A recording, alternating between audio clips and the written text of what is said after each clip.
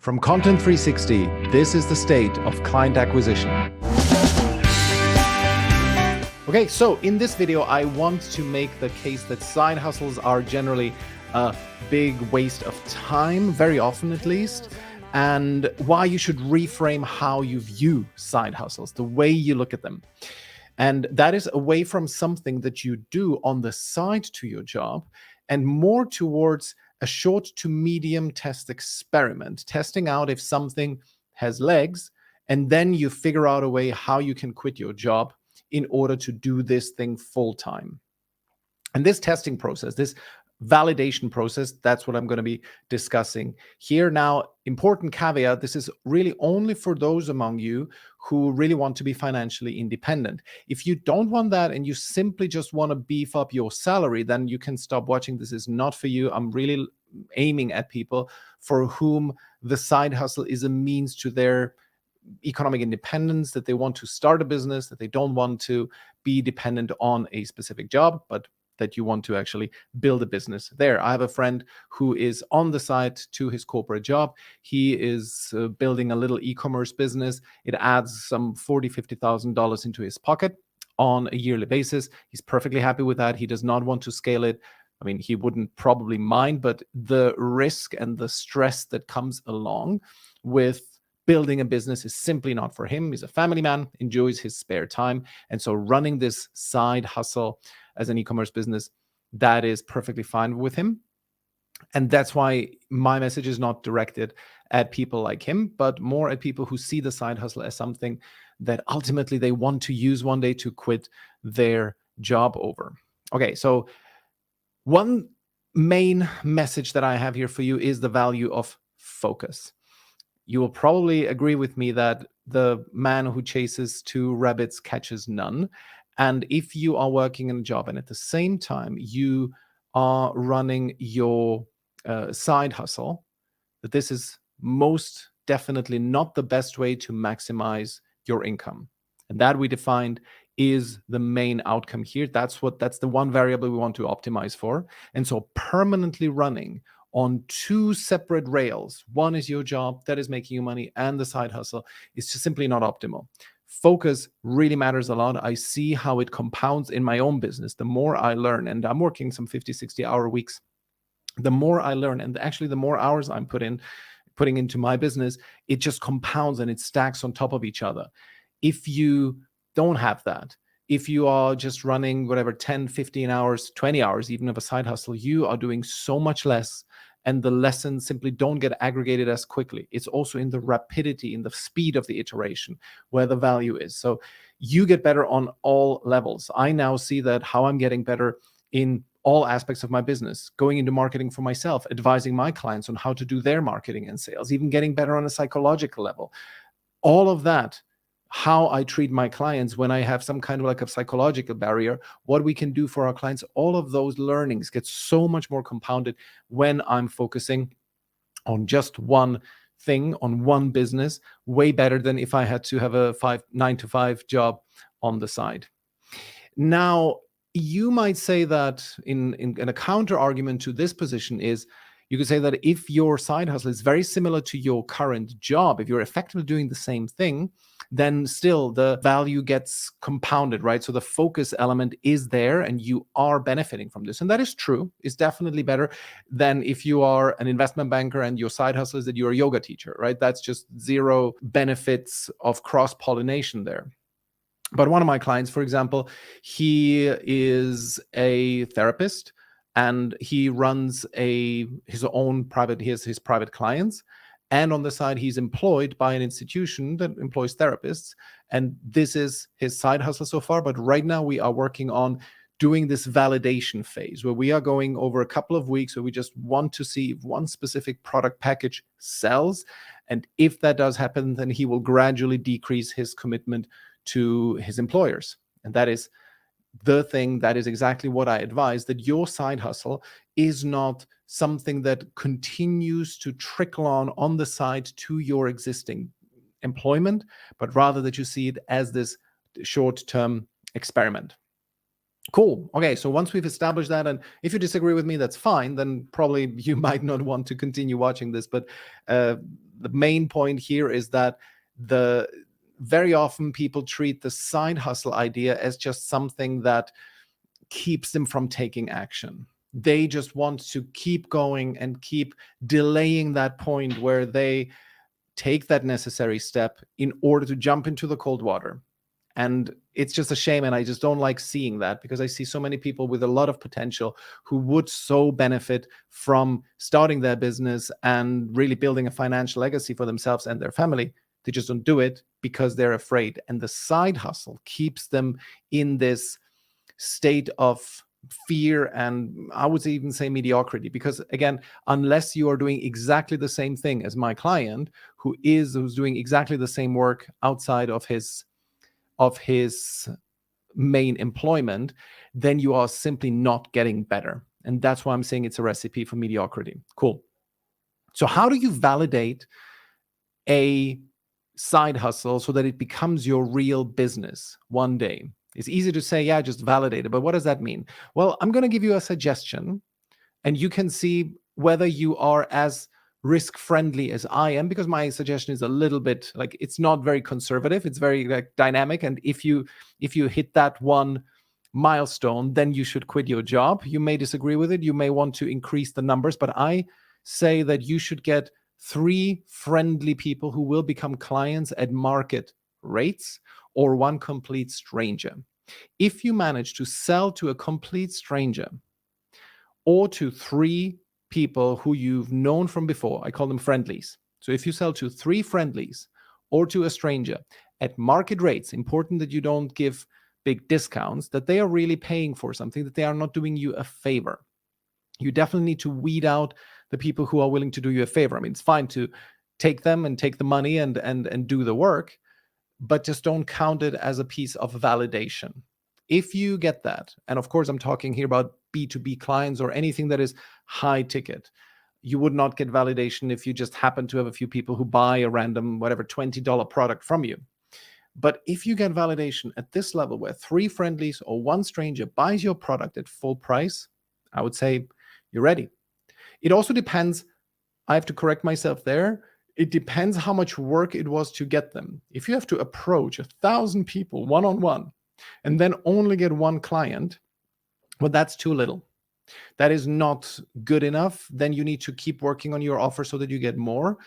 If you have a reasonably mainstream product or service, and that can be anything from, as in the case of my client, therapy, or it would be marketing services or sales coaching or HR coaching, recruiting, whatever it is, as long as it's a reasonably mainstream value proposition, a mainstream offer, I would suggest that you should get at least 1 out of 100 people, decision makers you approached, at least 1 out of 200. Okay, let's not get overboard. But if you approach 200 people and not even 1 of them is even willing to have a conversation with you and is even close to becoming a client, then you need to work on your offer. Maybe it's you in terms of your skills that you're bringing to the table, you're not credible enough, or your offer is not formulated in the right way, or you're relatively bad at selling yourself. All of those are things that can be overcome.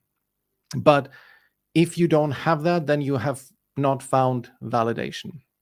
So step number 1 of validation is that you formulate an offer. And that is a simple statement where you say, I help blank to solve problem X by doing Y. So very simple, very straightforward. What kind of problem are you solving for whom? And then the goal is that you get, let's say, 10 decision makers on a Zoom call or phone call, and you ask them questions about their current problems, whatever you have that are, whatever they have that are problems that are in your domain. You just ask them what problems these are and how they are currently solving them. And here I recommend a book called The Mum Test by a gentleman called Rob Fitzpatrick. And that book tells you about how you really uncover customer pain points.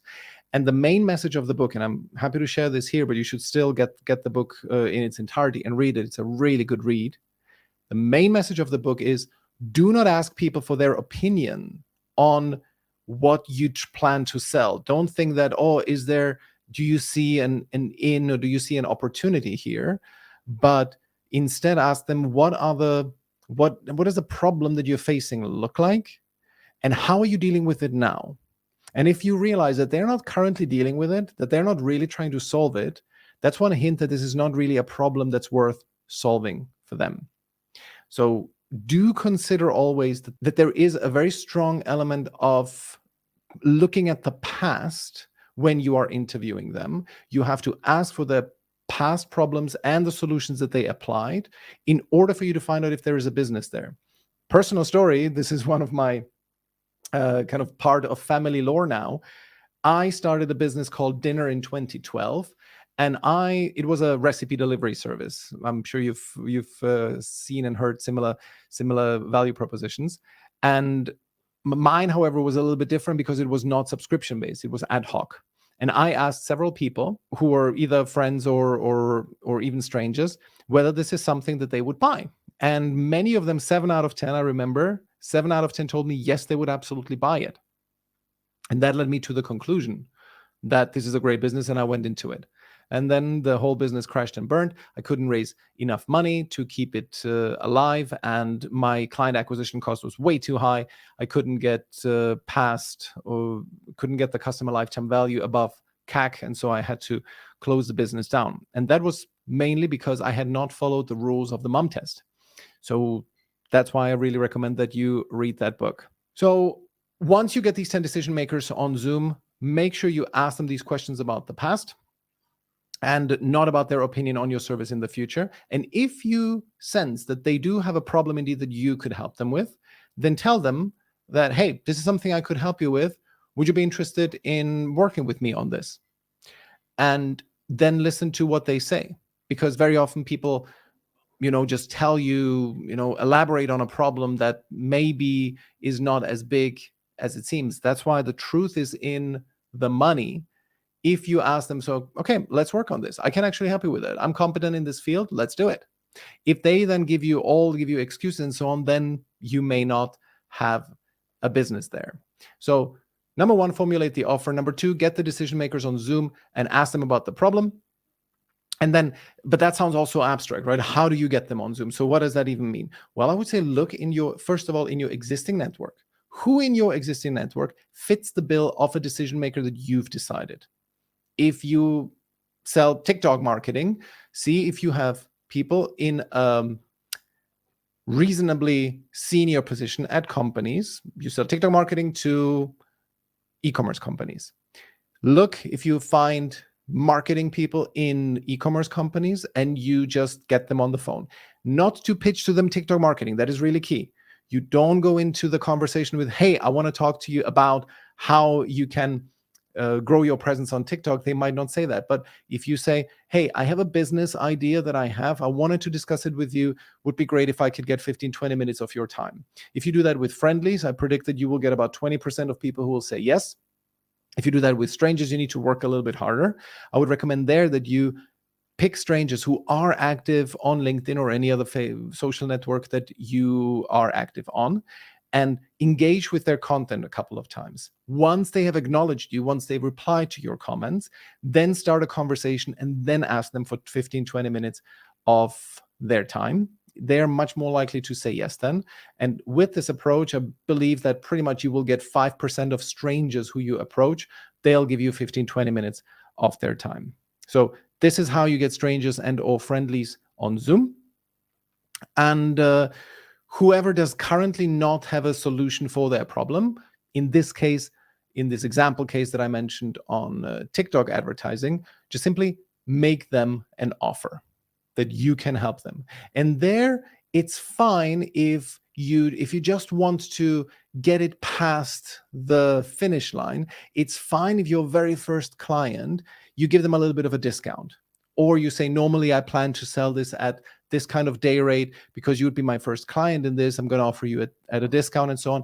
It's fine if you want to do that. Just do not count them into your portfolio of 3 friendlies and 1 one stranger, because you do want to only count them when you have sold them at full price.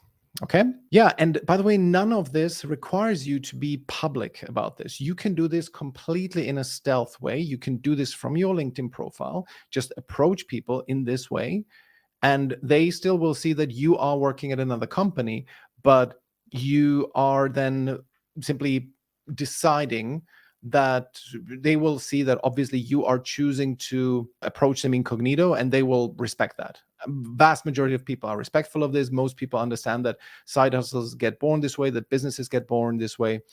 Just try to avoid doing it with people who might have a connection to your boss, if this is something that you worry about. And I don't know how it is in your company, whether you're contractually allowed to do this kind of stuff, to check that first, of course. But that's common sense. Good. And then let's say you get yourself a client, and simply run the math. How much work did you have to do in order to get that client? Let's say it was a total aggregated 30 hours. That's approaches, emails, calls, and follow-ups, and so on. If it took you 30 hours of work to get that one client, well, there you have a number to pin down. And if you're a little bit more conservative in this regard, if you don't want to jump in all the way, simply look at, are there possibilities that you could do this again, and see if that number holds up. If you put another 30 hours in, will you get yourself another client? And with this, you now have a predictable client acquisition cost. And then it's just running the math. At this point, you simply run the math. Does this pan out over the long run? And will this pan out? If you have 2-3 proof of concept that you, by investing 30 hours into client acquisition, you win yourself one client, and you can do that, and the client is worth so much to you that you can get to replacement income within a couple of months, then voila, you have your business, you have validation. And don't get discouraged. This may take you a year or two. Okay? This is not something that necessarily will take 6 months. In the case of my clients, it's going to happen in a couple of weeks, because my client already has had private clients. He's very confident. He's a very good LinkedIn presence. So that's not an issue for him. He's not starting at zero by no means. And that's why we can do this in a couple of weeks. We're now creating a product package that is priced the double than what he usually used to sell at. And he's going to be approaching people more proactively. Plus, it's a coaching program. It's more of a program rather than just one-on-one sessions. So this is why we're tweaking it. We're approaching it from a more business development type of perspective. But this is now the test that we're running. But it might take you a year or two before you find that winning formula. And this is the key. See it as an experiment that you are running in order to validate that your side hustle has legs. I recommend that you don't treat your side hustle as something that is just running on the side to your existing employment. It's just not worth it, because the focus will not be there. You will not be improving, and you have giant opportunity cost if you are simply running this on the side to your business instead of if you're on the side to your employment, if you are not investing into this as a business. Because let's say you're making like my client 50 grand in your job, and you're getting another 40, 50 via your side hustle. You could be making so much more via the side hustle. You can build systems, processes. You can deliver in a better way. You are missing out on hundreds of thousands of dollars every year if you see it as a continuous dripping along on the side to your employment. Cool. I hope this was useful. I see you in the next video. The State of Client Acquisition is a Content 360 production. Music by Gavin Knox Grant. To sign up for alerts and to submit written and audio questions, go to stateofclientacquisition.com. Loose sleeves in this high-speed condition. Montreal girls in the tail end of winter. Caffeine burns, wide awake dreams in color. Blood on my hands in this open heart journey. And infinite numbers, rapid fire across the country. We slide tonight. And the light on the ocean so bright. With my